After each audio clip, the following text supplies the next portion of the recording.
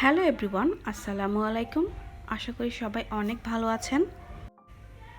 ঘরে থাকা মশলা দিয়ে কিভাবে মুরগির গোশত একটু বেশি টেস্টি করে রান্না করা যায়, আজ আমি সেটাই করে দেখাবো। আশা করি আজকের রেসিপি আপনাদের ভালো লাগবে। ভালো লাগলে অবশ্যই চ্যানেলটা সাবস্ক্রাইব করবেন। নিয়েছি আমি এখানে 1 কেজি থেকে একটু কম মুরগির মাংস, আর নিয়েছি এখানে 7 পিস আলু, 2টো বড় সাইজের পেঁয়াজ আর 3 ফালি রসুন আমি বেটে নিয়েছি।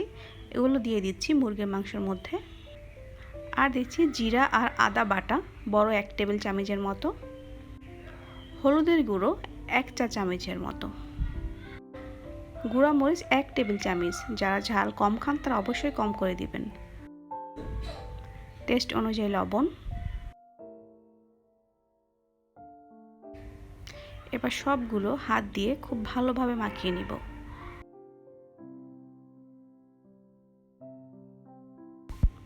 মাখানো মাংসটা দিয়ে দিচ্ছি কড়াইয়ের মধ্যে রান্না করার জন্য।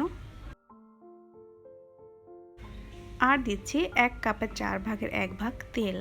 তেলটা লাস্টে দেওয়ার কারণ হচ্ছে মশলার সাথে একত্রে দিলে মশলাটা মাংসের সাথে মিলতে চায় না। 2টো তেজপাতা, 2 ফালি দারুচিনি, 2টো এলাচ আর 3-4টে লং দিচ্ছি। মশলাটা ধুয়ে একটুখানি পানি দিয়ে দিচ্ছি। এবার খুব ভালোভাবে মিলিয়ে নিব।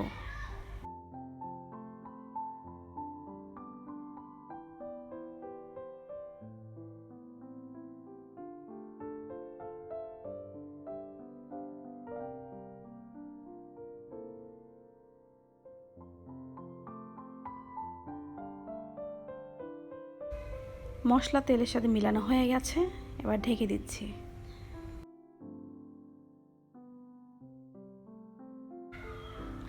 নাড়াচাড়া দিয়ে দিচ্ছি। এভাবে 7-8 মিনিট মাংসটাকে কষিয়ে নেব।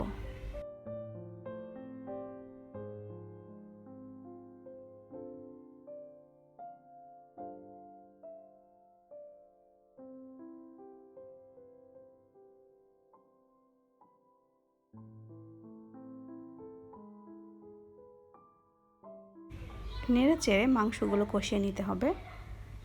আমার কষানোটা প্রায় হয়ে গেছে। এবার দিয়ে দিচ্ছি আলুগুলো।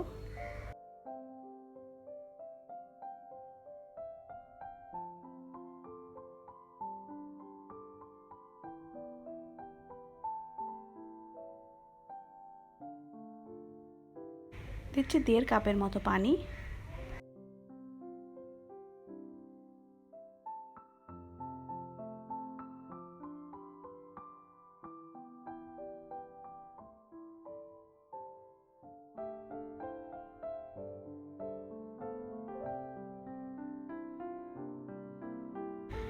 এবার ঢাকা দিয়ে দিচ্ছি 10 থেকে 12 মিনিটের জন্য।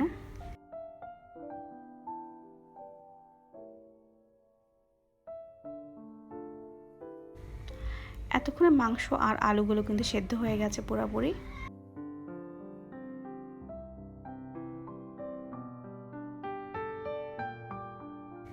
কিছু ধনিয়া পাতা দিয়ে দিচ্ছি।